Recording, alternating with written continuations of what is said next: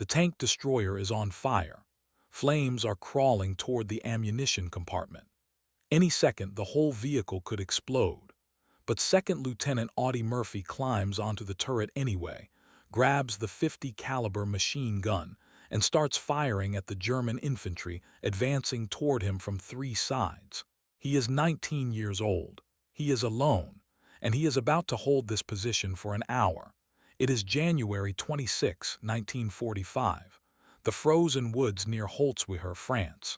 Murphy is commanding Company B of the 15th Infantry Regiment, 3rd Infantry Division. His company has been battered. They are under strength, exhausted, and holding a thin defensive line in the middle of a flat, exposed field. Murphy spent the night afraid of what dawn would bring. He knows his men cannot withstand a full assault. At first light, his worst fear becomes real. 6 German Panzer tanks roll out of the fog, engines roaring. Behind them, more than 250 infantrymen advance in waves. Murphy watches them come. His company has no anti-tank weapons strong enough to stop those panzers. They have 2 M10 tank destroyers from the 601st Tank Destroyer Battalion, but their guns are not designed to pierce heavy German armor. He knows this fight is already uneven. Murphy makes a decision fast. He orders his men to fall back to the tree line. If they stay in the open, the German tanks will overrun them. While his men retreat, Murphy stays in the open field with his field telephone, calling in artillery coordinates. He is buying time. Shells begin to fall between him and the German advance, but the panzers keep coming. One of the American tank destroyers takes a direct hit from an 88mm shell. The commander and gunner are killed instantly. The surviving crew abandons the vehicle and runs for the woods. The second tank destroyer tries to maneuver into a better firing position, but it slides off the road into a drainage ditch. The crew loses control. The main gun is angled uselessly toward the sky. Then German fire strikes the fuel tank. Flames erupt along the hull. The crew scrambles out and retreats into the forest. Now Murphy is alone in the field. The burning tank destroyer sits 50 yards away, fire spreading across its armor. Inside, ammunition and fuel are waiting to ignite. Murphy looks at the .50 caliber machine gun mounted on the turret. It is still functional. It is also the only heavy weapon left between the Germans and his company. He has already emptied his Moen carbine. The enemy infantry is closing in. Some are within 10 yards. Murphy makes another decision. He sprints toward the burning tank destroyer and climbs onto the turret. Witnesses later describe the moment in disbelief. Private First Class Anthony Abramsky reported, "I saw Lieutenant Murphy climb on top of the burning tank destroyer, while bursts of machine pistol fire from the advancing infantry battered against the hull and tread. Murphy grabs the .50 caliber and opens fire. The recoil hammers into his shoulders. Tracer rounds streak across the field. German soldiers in the nearest ditch are cut down instantly. Others dive for cover. Murphy keeps firing, sweeping the gun left and right, forcing the German infantry to stop their advance. Without infantry support, the Panzer tanks cannot push forward safely. The assault stalls. Murphy does not leave the turret. He stays on top of the burning wreck, exposed to fire from 3 sides. Smoke from the flames provides some cover, but he is still visible. The Germans throw everything they have at him.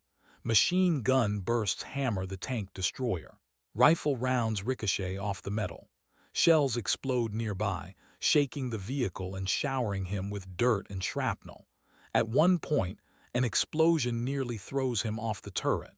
A piece of shrapnel tears into his right leg. He holds on. He keeps firing. Murphy is also still holding the field telephone. While firing the machine gun with one hand, he uses the other to call in artillery strikes. An officer on the radio asks, "How close are they to your position?" Murphy shouts back, "Just hold the phone and I will let you talk to one of the bastards." His artillery corrections are precise. Shells rain down on the German formations, killing dozens. But the infantry keeps trying to advance. Murphy kills them in the draws, in the meadows, in the woods, Wherever he sees them, one witness reported. Some German soldiers get within 10 yards of the tank destroyer before Murphy cuts them down.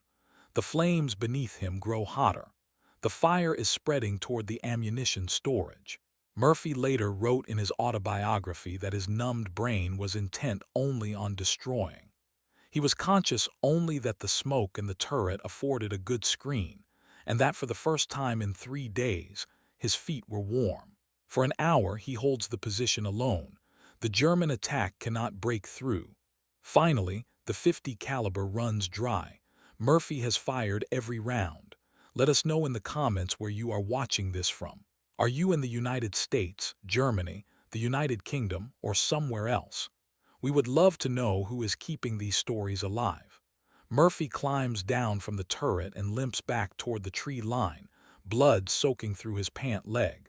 Murphy reaches his men in the woods. He refuses medical treatment until the fight is over. The German assault has stalled. Their infantry has taken massive casualties. Murphy reorganizes his company and leads them forward in a counterattack. The Germans, already demoralized and disorganized, begin to retreat. Murphy's company drives them out of Holtzwihr entirely. By the end of the engagement, Murphy and his artillery support have killed or wounded 50 German soldiers. His company holds the woods. The enemy objective is denied.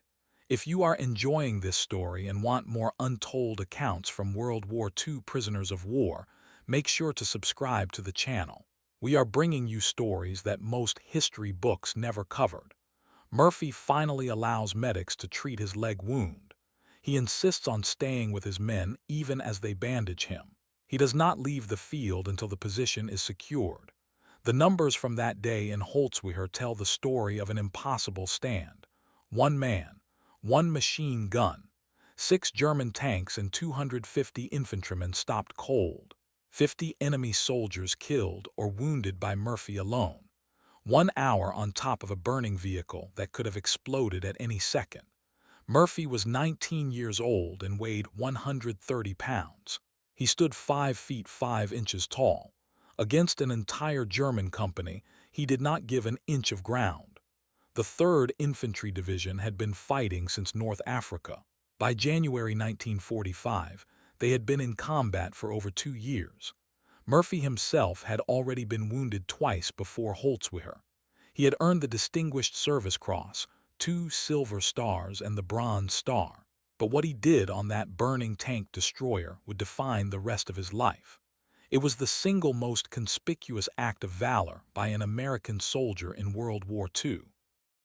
On June 2, 1945, Lieutenant General Alexander Patch presented Murphy with the Medal of Honor.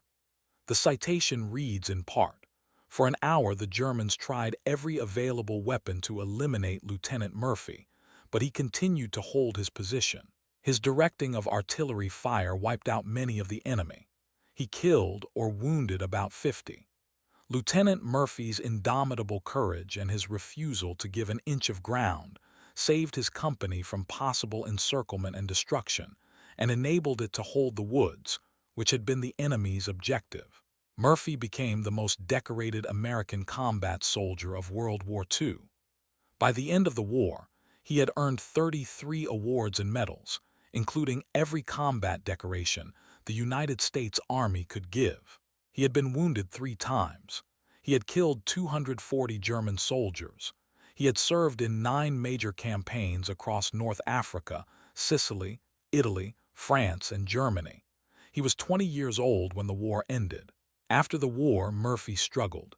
He suffered from what we now call post-traumatic stress disorder, though at the time there was no name for it and no treatment. He had nightmares. He slept with a loaded pistol under his pillow. He could not hold a job. Hollywood eventually offered him a way forward. He became an actor, starring in over 40 films, including the 1955 adaptation of his own autobiography, To Hell and Back. The film was a massive success and made Murphy a household name. But Murphy never forgot Holtzwihr. He never forgot the men he served with or the ones he lost. He spent much of his post-war life advocating for veterans, especially those suffering from psychological wounds. He spoke openly about his own struggles, which was rare for men of his generation. He testified before Congress about the need for better mental health care for returning soldiers. He used his fame to push for change. In 1971, Murphy died in a plane crash in Virginia. He was 45 years old. He is buried at Arlington National Cemetery. His grave is the second most visited site in the cemetery, after President John F. Kennedy. The stand at Holtzwihr remains one of the most extraordinary acts of individual courage in American military history. Murphy was outnumbered, outgunned, wounded, and standing on top of a vehicle that could have killed him at any moment. He stayed anyway. He held the line. He saved his company, and he refused to give an inch of ground. To understand what happened on that burning tank destroyer, you have to go back to where Audie Murphy came from. He was born on June 20th, 1925, in Kingston, Texas. It was a tiny rural community in Hunt County, barely a dot on the map. His family lived in a sharecropper's shack with no running water and no electricity. Audie was the seventh of 12 children. His father, Emmett Barry Murphy, drifted in and out of their lives, unable or unwilling to provide for the family he kept expanding. His mother, Josie Bell Murphy, worked herself to exhaustion trying to keep her children fed. By the time Audie was 5 years old, he was already working. The Great Depression hit in 1929, and the Murphy family sank even deeper into poverty. Audie picked cotton for $1 a day. He dropped out of school in 5th grade because his family needed the money. He delivered newspapers. He chopped wood. He did whatever work he could find, but the family was starving. So Audie taught himself to shoot. He borrowed a rifle and spent hours in the woods around their property, hunting rabbits, squirrels, and anything else he could kill. His accuracy became legendary in Hunt County. He rarely missed a shot. The meat he brought home was often the only food his siblings ate that week. When Audie was 16, his mother died. She had been sick for months, worn down by poverty, malnutrition, and too many pregnancies. Audie's father had already abandoned the family for good. Now Audie and his older siblings were left to care for the younger children. There was no money. There was no plan. Audie later said he felt like he had been thrown into the struggle for existence as a child and never crawled out. He was alone, broke, and desperate. Then, on December 7, 1941, the Japanese attacked Pearl Harbor. Audie saw a way out. Audie Murphy wanted to enlist immediately. He walked into a recruiting station in Greenville, Texas, days after Pearl Harbor. He was 16 years old, weighed 110 pounds, and stood 5 feet 5 inches tall. The Marine Corps recruiter took one look at him and turned him away. Too small. Audie tried the Navy, rejected again. Too young. He tried the Army paratroopers, rejected. Too short. Audie refused to give up. His sister Corrine helped him falsify his birth certificate to make him appear older. On June 30th, 1942, just days after his 17th birthday, Audie Murphy was finally accepted into the United States Army as an infantryman. He weighed 112 pounds. Basic training revealed something important.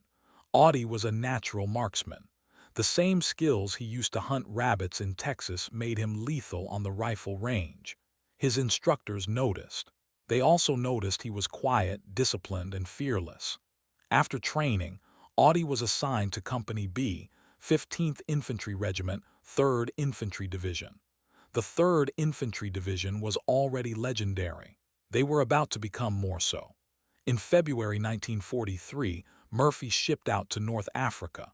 He was 18 years old and had never been more than 50 miles from his home in Texas. Murphy saw his first combat in Casablanca, Morocco. He was terrified. Years later, he admitted that his first taste of battle nearly broke him. He watched men die. He heard the screaming.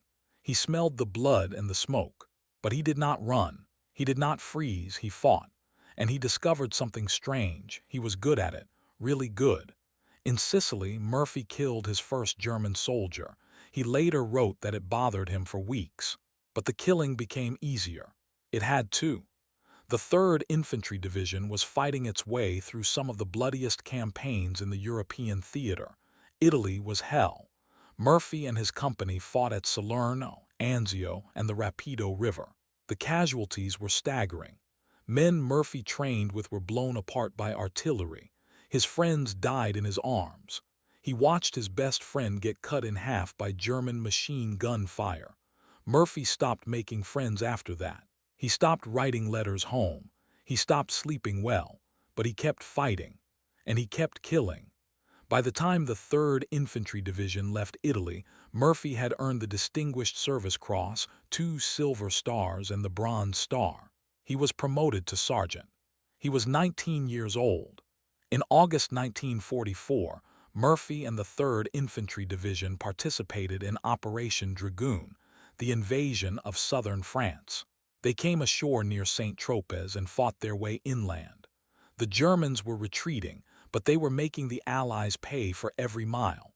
Murphy was wounded for the first time in September near Montélimar. Shrapnel tore into his hip. He refused evacuation. He stayed with his company. In October, he was wounded again in the leg near Cleury.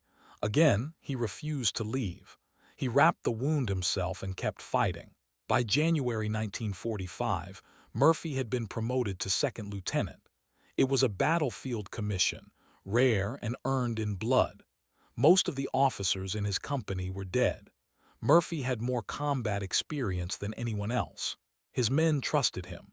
They followed him. They knew he would never ask them to do something he would not do himself.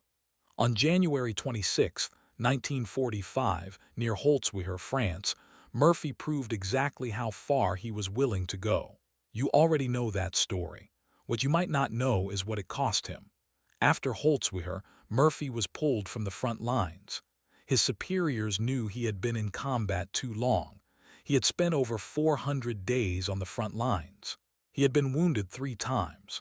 He was exhausted, underweight, and showing signs of what they called battle fatigue. Today, we call it PTSD. On February 16, 1945, Murphy was promoted to 1st lieutenant and awarded the Legion of Merit. In March, he received the Medal of Honor. The war in Europe ended in May. Murphy went home. He arrived in San Antonio, Texas in June 1945. Thousands of people lined the streets to welcome him home. They cheered. They waved flags. They called his name. Murphy was stunned. He had no idea he was famous. His story had been in newspapers and magazines across the country. He was the most decorated soldier in American history. He was a hero, but Murphy did not feel like a hero. He felt hollow. Murphy later described his return as surreal. He could not sleep. When he did sleep, he had nightmares. He dreamed about Holtzwihr, about the burning tank destroyer, about the German soldiers he killed. He dreamed about the men in his company who did not come home. He woke up screaming. He slept with a loaded pistol under his pillow. He could not hold a job. He drifted. He was angry. He was depressed. He did not know what was wrong with him. Nobody did. There was no diagnosis for PTSD in 1945. There was no treatment. Veterans were expected to come home and move on. Murphy could not move on. In 1945, actor James Cagney saw Murphy's photograph on the cover of Life magazine. Cagney was struck by Murphy's face. He looked young, almost boyish, but his eyes looked ancient. Cagney invited Murphy to Hollywood and offered to help him break into acting. Murphy was skeptical. He had no training. He had never been to a movie theater, but he had no other options. He went to California. At first, Hollywood rejected him.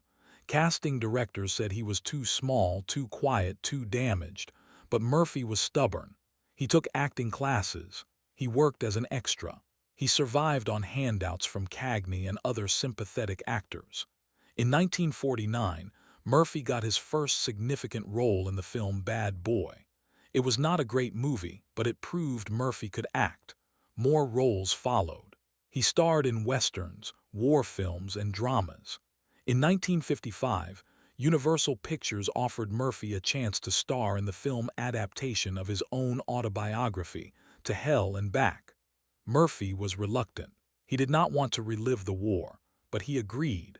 The film was a massive success. It became Universal's highest-grossing film until Jaws in 1975. Murphy became a star, but fame did not fix him.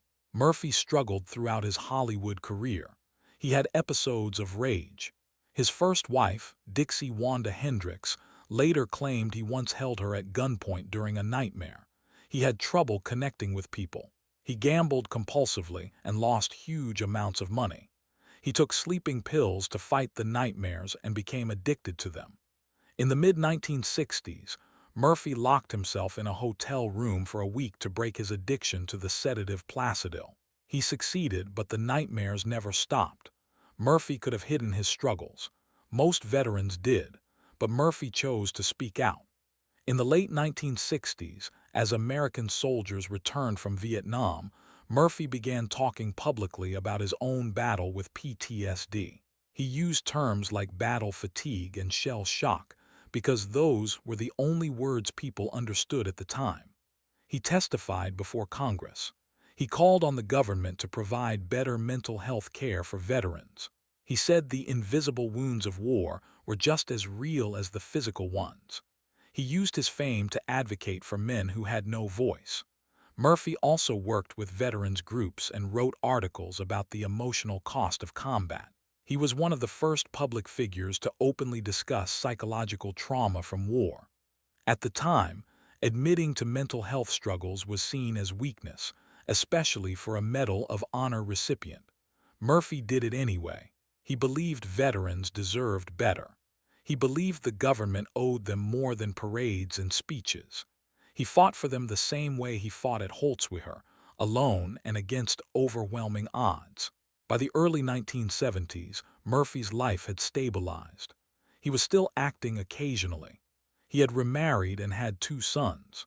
He had financial problems, but he refused offers to endorse alcohol or cigarettes because he did not want to set a bad example for young people. He was planning to write another book about his post-war struggles. He wanted to continue advocating for veterans. Then, on May 28, 1971, Murphy boarded a private plane near Atlanta, Georgia. He was flying to a business meeting in Virginia. The weather was bad. Fog covered the mountains. The plane crashed into Brush Mountain near Catawba, Virginia. Murphy and 5 others were killed instantly. He was 45 years old. The news shocked the nation. President Richard Nixon called Murphy an extraordinary hero. Veterans groups mourned. Hollywood remembered him. But the most powerful tributes came from the men who served with him. They remembered the skinny kid from Texas who climbed onto a burning tank destroyer and refused to leave. They remembered the officer who stayed with them when he could have gone home. They remembered the man who fought for them long after the war ended. Murphy was buried at Arlington National Cemetery with full military honors. His funeral was attended by hundreds of veterans and dignitaries. His gravesite became one of the most visited locations in the cemetery, second only to President John F. Kennedy's grave. Every year, thousands of people visit Murphy's headstone. They leave flowers, flags, and handwritten notes. Many are veterans. Some are descendants of men who served with him. Others are simply Americans who want to honor the boy from Texas who became the most decorated soldier in American history. Murphy's legacy extends beyond his medals. He changed the way America thinks about veterans and mental health. His willingness to speak openly about PTSD helped remove some of the stigma around psychological trauma. His advocacy helped push the government to provide better care for returning soldiers. The Audie Murphy VA Hospital in San Antonio is named in his honor. The Sergeant Audie Murphy Club, established in 1986, recognizes outstanding non-commissioned officers in the United States Army. Murphy's story is taught at military academies and leadership schools around the world. It is easy to focus on the medals and forget the man. Audie Murphy was not superhuman. He was terrified in combat. He cried. He had nightmares. He struggled with guilt over the men he killed and the friends he lost. He was angry, damaged, and haunted, but he fought anyway. He climbed onto that burning tank destroyer not because he was fearless, but because his men needed him. That is the real story. Not the medals, not the Hollywood career, not even the hour on the burning tank. The real story is the boy who grew up with nothing, who lost everything, who was broken by war, and who still found the strength to keep fighting, not just for himself, but for the men beside him. Holtzwihr was not the end of Murphy's story. It was the moment that defined him, but it did not define his entire life. He lived for 26 more years after that day. He struggled, he suffered, but he also loved, laughed, and tried to make the world better for the men who came after him. He used his fame for something meaningful. He refused to let his pain be wasted. And when he died, he left behind a legacy that still inspires soldiers, veterans, and ordinary people who face their own impossible battles. The tank destroyer is long gone. The field at Holtzwihr is quiet now. But the story remains. One man, one machine gun, 1 hour, and the courage to stand when every instinct screamed to run.